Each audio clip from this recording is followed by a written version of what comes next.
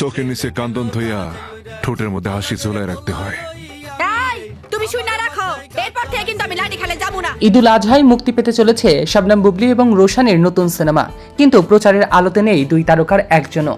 পুলসিরাত নামে একটি সিনেমায় জুটি বেঁধেছিলেন চিত্রনায়ক জিয়াউল রোশান এবং শবনম বুবলি। 2022-23 অর্থ বছরে সরকারি অনুমোদন পাওয়া এই সিনেমাটির শুটিং শেষে সেন্সর জমা দেওয়া হলে আপত্তির মুখে ছবিটির নাম পরিবর্তন করতে হয়। পুলসিরাত থেকে এখন নাম দেওয়া হয়েছে সিনেমাটির সর্দার বাড়ির খেলা।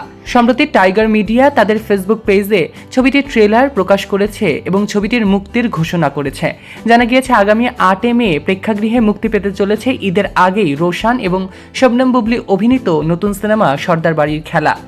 তবে ঘোষণার কয়েকদিন পেরিয়ে গেলেও প্রচারণায় দেখা যায়নি নায়ক নায়িকা কিংবা পরিচালক কাউকেই। সিনেমা মুক্তির বিষয়ে কথা বলতে যাওয়া হয় অভিনেতা রোশানের কাছে। তিনি গণমাধ্যমকে বলেন, সিনেমাটির মুক্তির ঘোষণা কিংবা ট্রেলার প্রকাশ সম্পর্কে আমাকে আগে জানানো হয়নি, এ কারণেই প্রচারণায় নেই আমি।